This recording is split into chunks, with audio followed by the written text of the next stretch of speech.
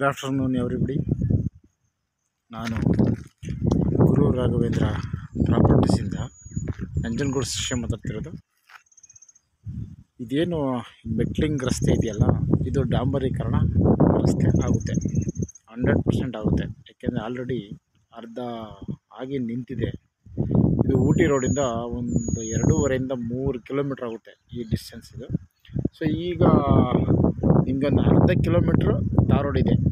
ಏನು ತೋರಿಸ್ತಾ ಇದ್ದೀನಲ್ಲ, ಇಲ್ಲಿಂದ ಅರ್ಧ ಕಿಲೋಮೀಟ್ರಲ್ಲಿ ತಾರ್ ರಸ್ತೆ ಮತ್ತು ವಿಲೇಜ್ ರಸ್ತೆ ಎಲ್ಲ ಸಿಗುತ್ತೆ.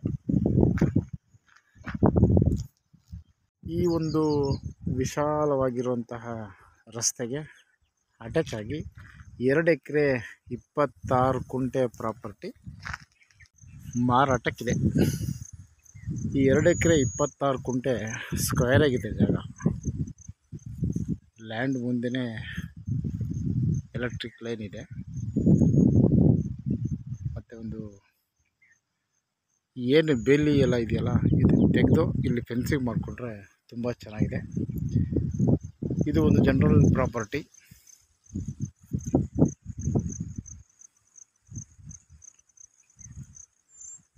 ಇದು ಮೈಸೂರು ರಿಂಗ್ ರೋಡ್ಗೆ 28 ಕಿಲೋಮೀಟ್ರ್ ಆಗುತ್ತೆ. Just 28 kilometres from Mysuru ring road and 3 kilometres from NH. So ನೀವು ನಂಜನಗೂಡು ಸಿಟಿಯಿಂದ ಬರೋದೇ ಆದರೆ ಒಂದು 13 ಕಿಲೋಮೀಟ್ರ್ ಆಗುತ್ತೆ. 12ರಿಂದ 13 ಕಿಲೋಮೀಟ್ರ್ ಆಗುತ್ತೆ ನಂಜನಗೂಡು ಟೌನಿಂದ ಬಂದರೆ. ಈ ಪ್ರಾಪರ್ಟಿ ಬಂದು ಕಮರ್ಷಿಯಲಾಗಿ ಯೂಸ್ ಆಗುತ್ತೆ.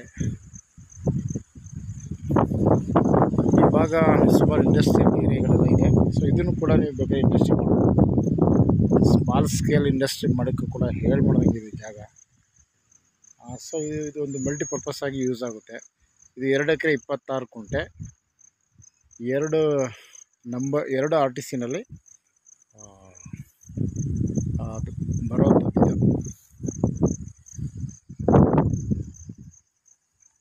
2 RTCನಲ್ಲಿ 4 ಪೋಡಿದೆ ಇದು. ಸೊ ಟೋಟಲ್ 2 ಎಕರೆ 26 ಕುಂಟೆ. ಇದು ಆನ್ಸಿಸ್ಟರ್ ಪ್ರಾಪರ್ಟಿ, ಪಿತ್ರಾರ್ಜಿತವಾಗಿ ಪ್ರಾಪರ್ಟಿ. ಸೊ ಅವರು ಫ್ಯಾಮಿಲಿ ಟ್ರೀ ಪ್ರಕಾರ ನಿಮ್ಮದೇ ರಿಜಿಸ್ಟ್ರೇಷನ್ ಮಾಡ್ತಾರೆ.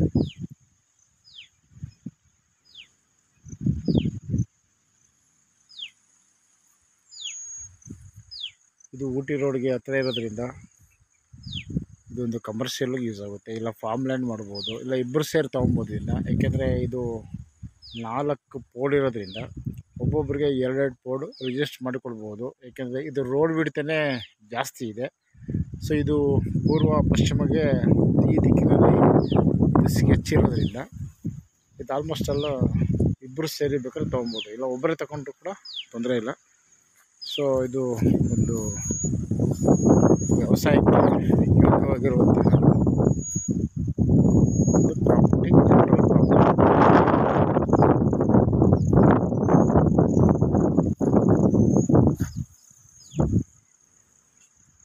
ಸ್ಕ್ವೇರ್ ಆಗಿದೆ ಲ್ಯಾಂಡ್ ಇದು.